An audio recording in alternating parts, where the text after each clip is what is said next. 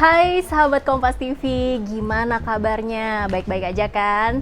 Seperti biasa, kita ketemu lagi di program CCTV minggu ini bersama saya, Laura Elvina.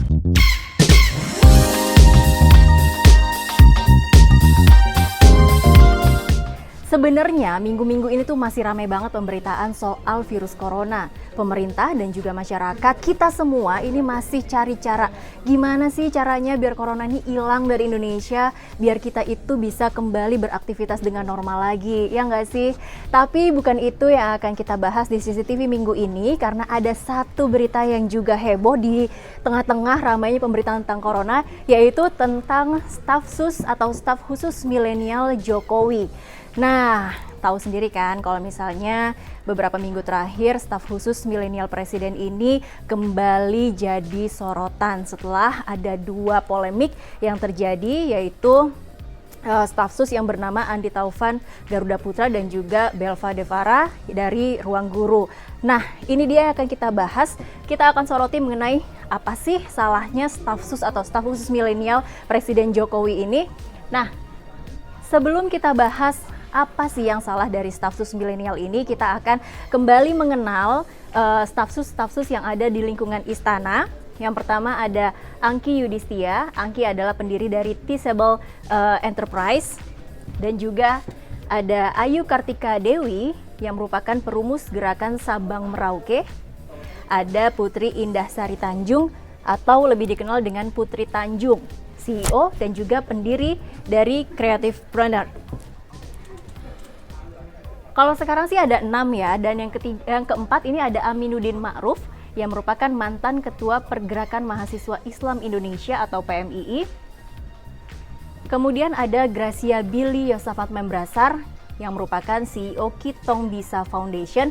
Billy juga merupakan pemuda dari Papua yang dipilih oleh Jokowi untuk menjadi staf sus milenial. Dan yang keenam ada Andi Taufan Garuda yang merupakan CEO dari Amarta. Amarta ini adalah sebuah perusahaan fintech yang ada di Indonesia.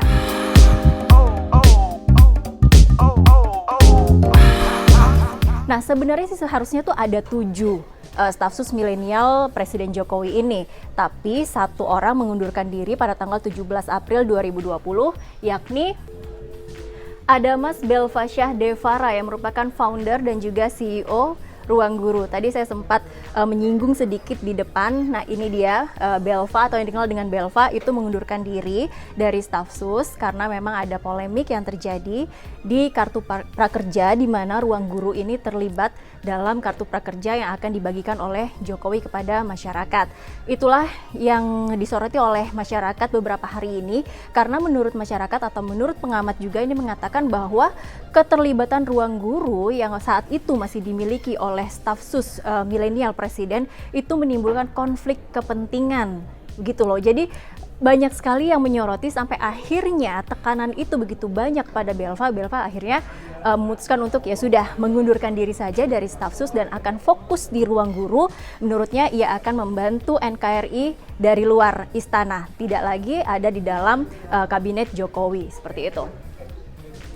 Nah, dua kejadian yakni masalah Ruang Guru dan juga Amarta itu mendapat sorotan yang cukup luas. Saya hanya mengambil 2 sorotan. Di sosial media juga ini lumayan ramai gitu ya, di mana Belva pada saat masih menjabat sebagai staf sus milenial itu mendapat undangan debat terbuka dari ekonom Indef yang bernama Bima Yudhistira. Di sini bisa dibaca, dengan surat terbuka ini Bima mengajak Belva Devara selaku staf khusus presiden sekaligus alumnus beasiswa LPDP untuk melakukan debat terkait kartu prakerja, konflik kepentingan, oligarki milenial, serta permasalahan bangsa lainnya di tengah COVID-19.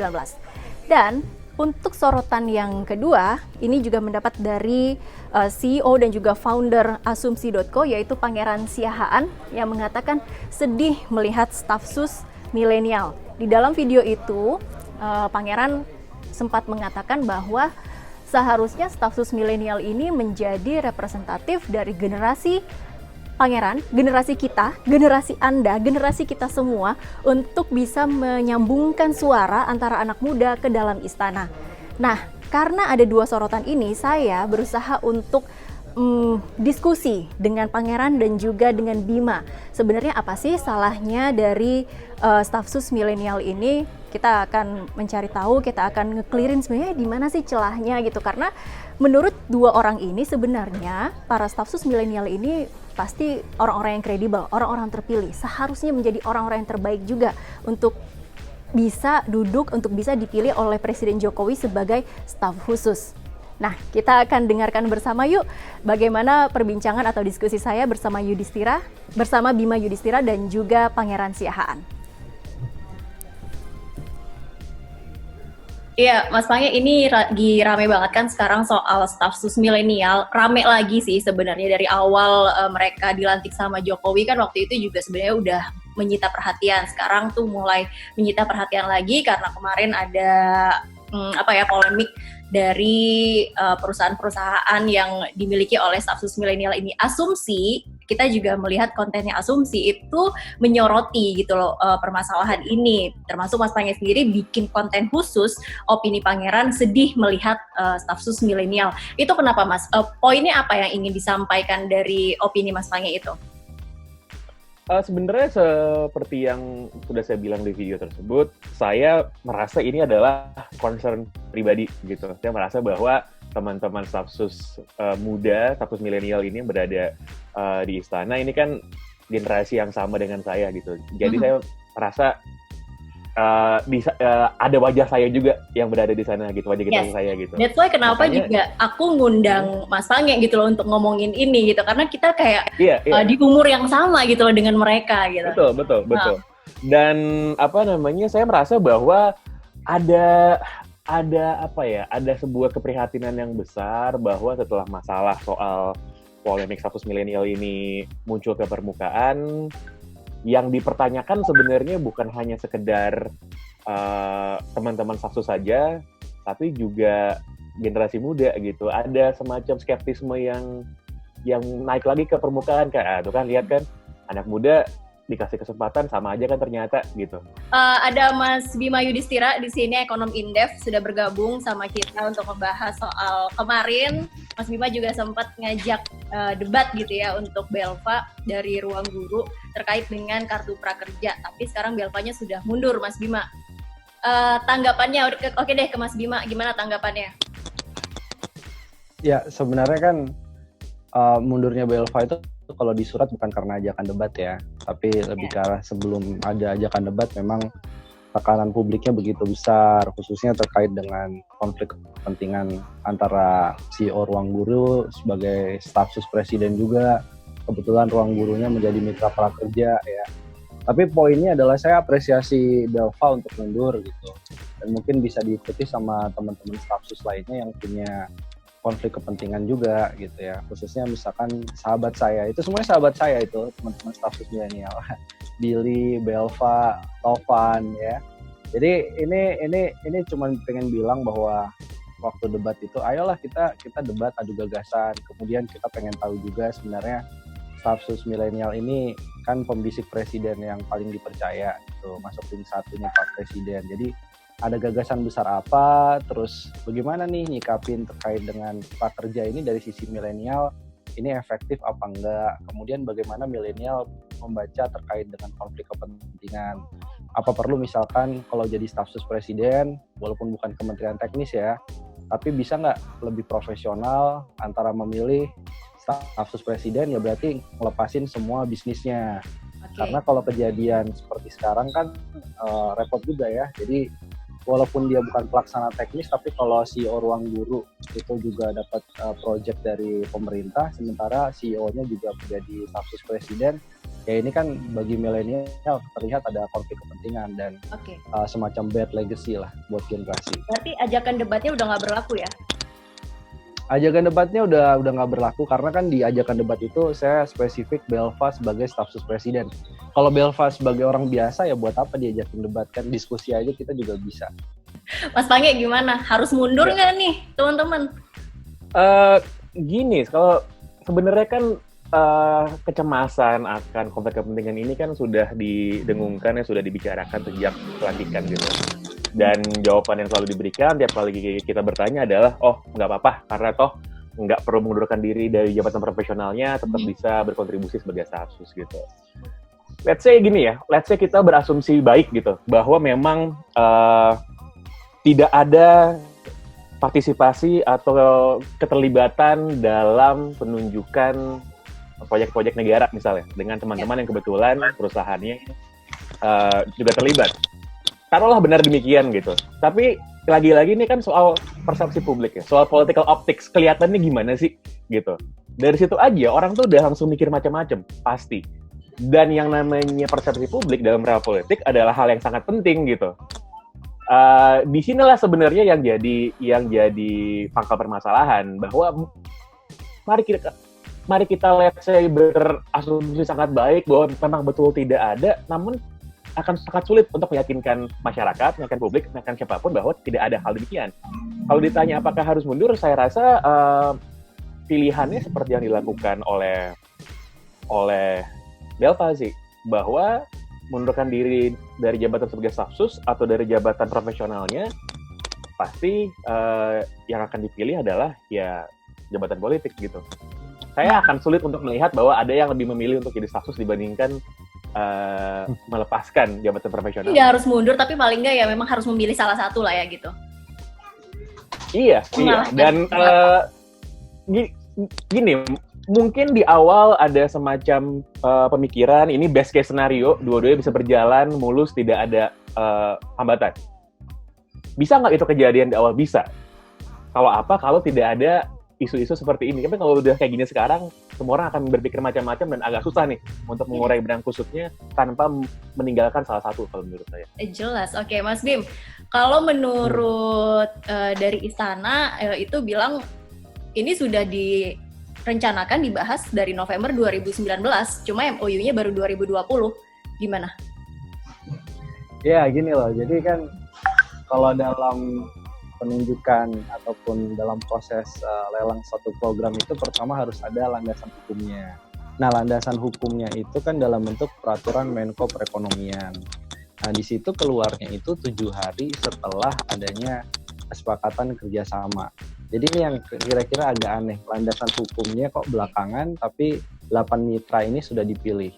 Nah, ini yang jadi pertanyaannya, artinya kan lucu ya gitu ya. Jadi spesifikasi programnya, kemudian juga bagaimana kriteria dari mitra prakerjanya itu, siapa pesertanya, itu baru keluar 7 hari setelah adanya kesepakatan bersama. Itu kan ini menunjukkan bahwa secara administrasi saya udah bermasalah gitu. Oke, tapi fair nggak kalau misalnya untuk masalah ini tuh kita benar-benar kayak berharap tanggung jawab dari stafsus milenial aja gitu loh, karena kan mungkin bisa jadi mereka ya dari atas memang pengennya memakai platform mereka gitu loh, terus kita yang meminta tanggung jawab dari mereka gitu.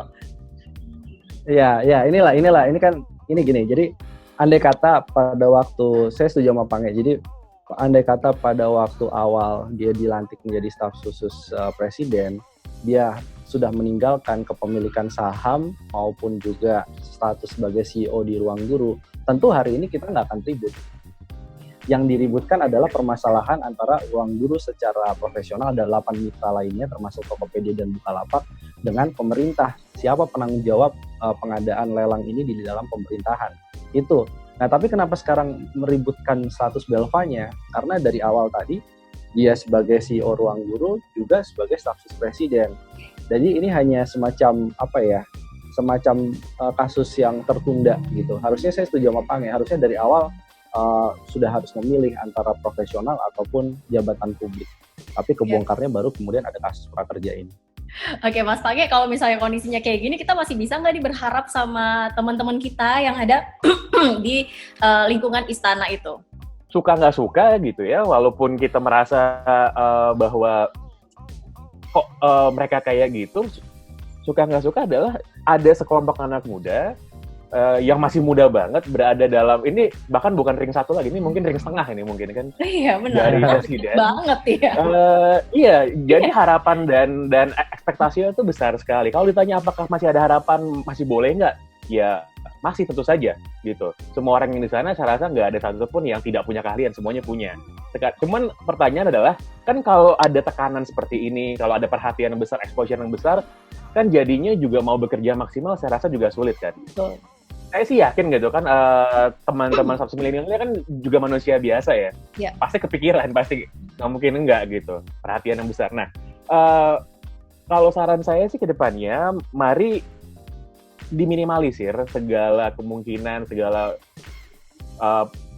possibility di mana hal-hal ini akan terulang kembali. Kalau bentuknya adalah melepaskan jabatan profesionalnya, kalau itu salah satu opsi, silakan dieksplor.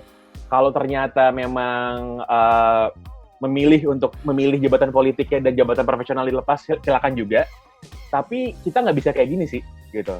Karena pasti ke depannya selama periode jabatan ini akan terus berlangsung, selama ada proyek-proyek seperti ini, ada masalah-masalah seperti ini, pasti akan diangkat selalu. Kecuali memang ada kepastian sampai tahun 2024 misalnya tidak ada kegiatan-kegiatan berhubungan sama negara yang juga ada keterlibatan dari perusahaan-perusahaan yang dimiliki atau dijalankan oleh teman-teman Stafsus. Kalau itu memang nggak ada, itu kita nggak akan ribut-ribut kayak gini sebenarnya kan. Gitu. Tapi apakah itu akan terjadi seperti itu, saya nggak tahu juga. Mas Pange, Mas Bima, terima kasih banget untuk waktunya. Oh ya, ini sebenarnya aku juga sudah udah coba untuk menghubungi Belva dan Stafsus yang lainnya, tapi kemarin juga nggak ada jawaban. Kalau Belva sendiri kan memang sudah ngomong ya di surat terbukanya bahwa dia tidak akan memberikan klarifikasi apa-apa kepada media, tapi nggak apa-apa, aku coba dan ternyata memang nggak ada jawaban, jadi nggak apa-apa, kita bahas ini. Nah, itu dia tadi perbincangan dan diskusi saya bersama Pangeran Siahaan dan juga Bima Yudhistira. Semoga bisa menjawab ya teman-teman sebenarnya apa sih kesalahan dari Stafsus milenial, dan semoga para teman-teman Stafsus milenial yang sekarang masih bertahan di dalam istana itu kedepannya bisa lebih baik lagi dan bisa menyambungkan suara generasi kita ke dalam istana dan juga ke Presiden Joko Widodo. Sekian CCTV di minggu ini, terima kasih sudah menyaksikan. Kita ketemu lagi di lain kesempatan. Saya Laura Elvina pamit undur diri, sampai jumpa.